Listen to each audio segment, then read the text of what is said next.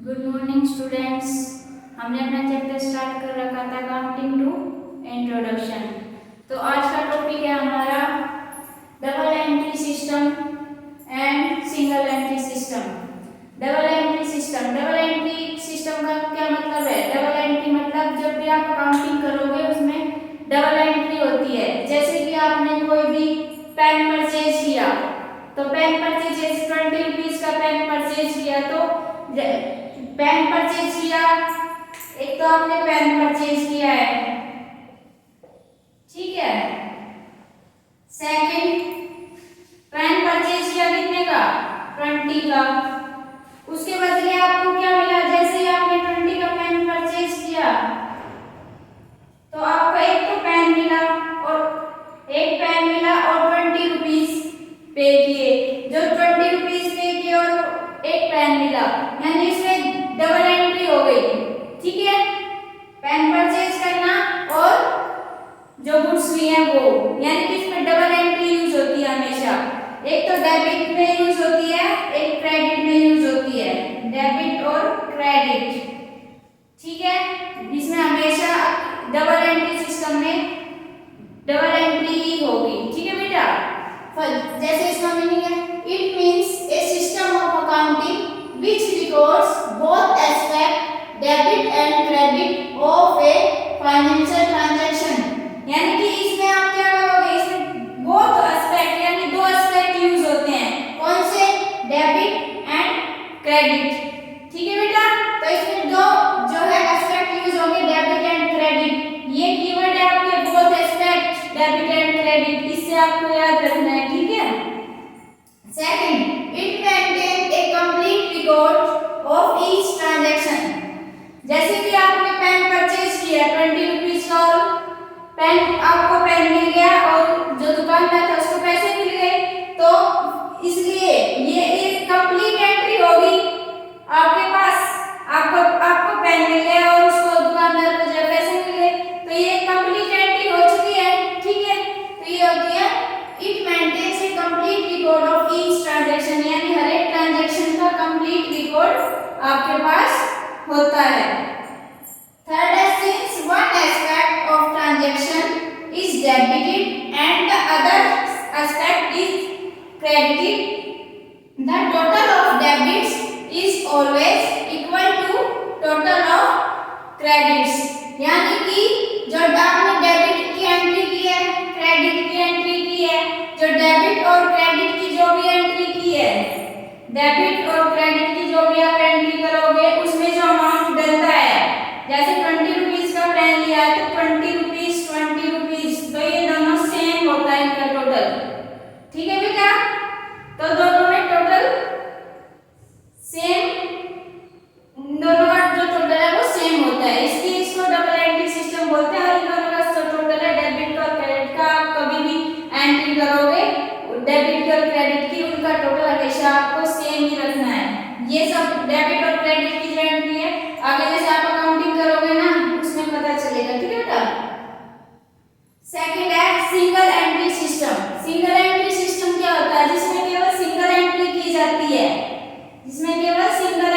जाती है, जैसे एक दुकानदार है, उसने आपको पेन दे दिया तो वो अपनी नोटबुक में क्या लिखेगा कि मैंने 20 रुपए का पेन दिया, ठीक है। अब उसके पास 20 रुपए आए हैं तो उसने सिर्फ एक लाइन में लिख दिया कि मैंने 20 रुपए का पेन बेच दिया या 20 रुपए का पेन उधार दिया। इस तरह वो सिर्फ एक सिंगल एंट्री करेगा। तो it means recording of one aspect transaction, sometimes one aspect, केवल एक ही एस्पेक्ट का यूज करेगा, ठीक है। Second, it is also known as account from incomplete records. ये कैसा है? एक इनकम्प्लीट रिकॉर्ड है। ये तो जो हमने अभी डबल एंट्री सिस्टम की उसमें तो कंप्लीट रिकॉर्ड था, डेबिट और क्रेडिट दोनों लिखे थे, दोनों एंट्री कर दी, लेकिन इसने तो एक ही लाइन में लिखा था, इसलिए ये इनकम्प्लीट रिकॉर्ड है। और जो डबल एंट्री सिस्टम है ये एक कंप्लीट रिकॉर्ड है। थर्ड है, in this system we maintain only personal accounts and cash book. इसमें हम क्या करते हैं? इसमें हम मेंटेन करते हैं पर्सनल अकाउंट और कैश बुक। ये अलग से टॉपिक आएगा आपके में, हम फिर आगे डिटेल में करेंगे। इसमें बस आपको अभी ये याद रखना है कि ये इसमें जो सिंगल एंट्री सिस्टम है, इसके अंदर आपको पर्सनल अकाउंट बनाना होता है और एक कैश बुक बनानी होती है, ठीक है। जनरली आप डबल एंट्री का यूज करते हो जब भी अकाउंटिंग की जाती है। जैसे अब आपको आप अकाउंटिंग की नॉलेज हो चुकी है तो आप डबल एंट्री सिस्टम जो है यूज करोगे।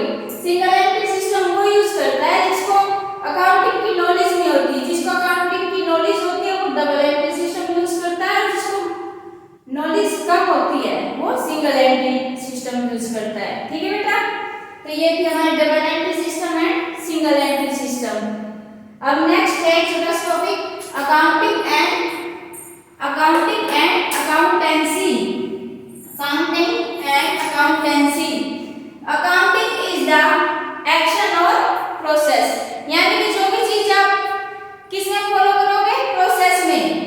जैसे आपने IMRC जो कोड किया था, IMR CSAC, ये जो कोड आपने यूज किया था, इसको एक प्रोसेस में फॉलो किया था कि हमें पहले आइडेंटिफिकेशन लिखनी है, फिर मेजरमेंट लिखनी है, फिर रिकॉर्डिंग लिखनी है, फिर क्लासिफाइंग लिखना है। यानी कि हमें एक प्रोसेस में लिखना है, ये नहीं कि हमें आगे पीछे लिखना है। इसीलिए अकाउंटिंग क्या थी, एक प्रोसेस थी। अकाउंटिंग इज द एक्शन और प्रोसेस। अकाउंटिंग क्या है, एक्शन और प्रोसेस है।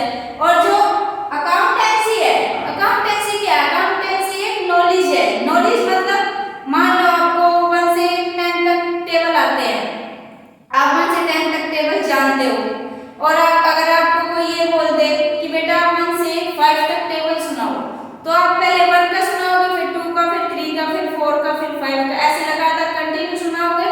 तो इसको तो हम बोलते हैं प्रोसेस। जैसे आपने 1 से 5 तक सुनाया, लेकिन जो आपको 1 से 10 तक जो टेबल याद है वो आपकी क्या है, नॉलेज, ठीक है। तो नॉलेज, आपको नॉलेज है तो वो है अकाउंटेंसी, और आपने उसको अप्लाई किया है एक प्रोसेस में, तो वो क्या है, अकाउंटिंग। तो अकाउंटिंग इज द एक्शन और process, accounting is the application of accountancy. यानी कि अकाउंटेंसी की एप्लीकेशन है। एप्लीकेशन का क्या मतलब है, एप्लीकेशन का मतलब है कि आपने अपनी नॉलेज को अप्लाई किया है यहाँ पे, ठीक है। Accountancy is knowledge. सेकंड है accountancy is knowledge of accounting, यानी आपको अकाउंटिंग की नॉलेज है, ठीक है बेटा। ये हो गया अकाउंटिंग एंड अकाउंटेंसी।